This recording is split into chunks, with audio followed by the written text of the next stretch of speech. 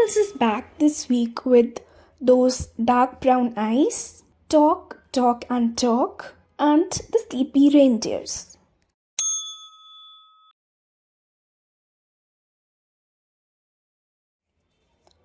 Those dark brown eyes. What secrets do those dark brown eyes hold? Are we the ones who had the dog's mold? Dogs melt our hearts with their puppy eyes. Have you wondered if there is a reason why most dogs have brown eyes?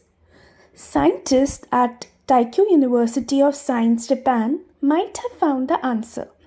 The scientists showed photos of dogs with brown and light-colored eyes to university students and asked them to rate the dogs based on whether they looked aggressive, friendly, and intelligent. They found that the dogs with dark eyes were seen as friendlier, non-aggressive, and less intelligent, exactly how a puppy would be like. So the light-colored eyes are present in wolves, and it is advantageous for communication in the wild because of the ease of picking up cues from a dark-colored pupil on a light background of the iris. And we all know how scary a wolf is. So the dark-eyed dogs might have been selected by humans during the domestication of dogs. One reason could be that pupils look larger in dark-colored eyes and humans preferred those dogs as larger pupils appear to be a sign of friendliness. Also, babies have a larger pupil. But more studies need to be done, as how can we forget the drama queens, Siberian Huskies, who have blue-colored eyes and are still loved around the world. But no wonder why they look scary as a wolf.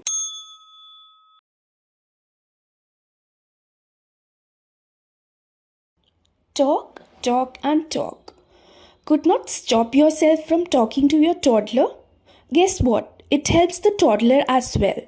Recent research at Harvard University shows that the more parents talk to their kids, the more kids talk and have larger vocabularies. The scientists made kids 2 months to 4-year-olds wear a small recording device, not to spy on them, but to record how much are they speaking or blabbering and how much of the talking is happening in their environment.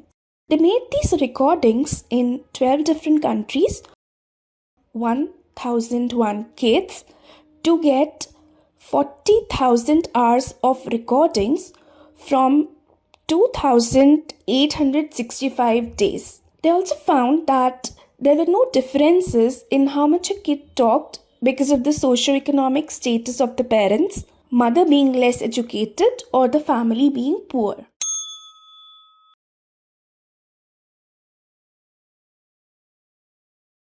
The sleepy reindeers. Eat, sleep, and repeat is not the only mantra. Sleep while you eat, says the Santa. What do you like the most after a fulfilling meal? Sleep, right? What if you could eat and sleep at the same time? That will definitely save some time for those slow eaters. Researchers at University of Zurich, Switzerland have found that reindeers show sleep-like brain activity while they ruminate, which is an activity that is similar to what cows do. That is chewing the food stored in stomach long after they have eaten it. What makes this study interesting is the following. When the reindeers were kept awake for 2 hours longer than their regular active time by making loud sounds or giving them tasty treats, then their need to sleep during the active time increased. But if the reindeer had ruminated and were disturbed thereafter, then the need for sleep during active time was not seen. So it seems the reindeers can actually save up time on sleeping because they can multitask. Science Bagels will be back next week with another episode of Last Week in Science.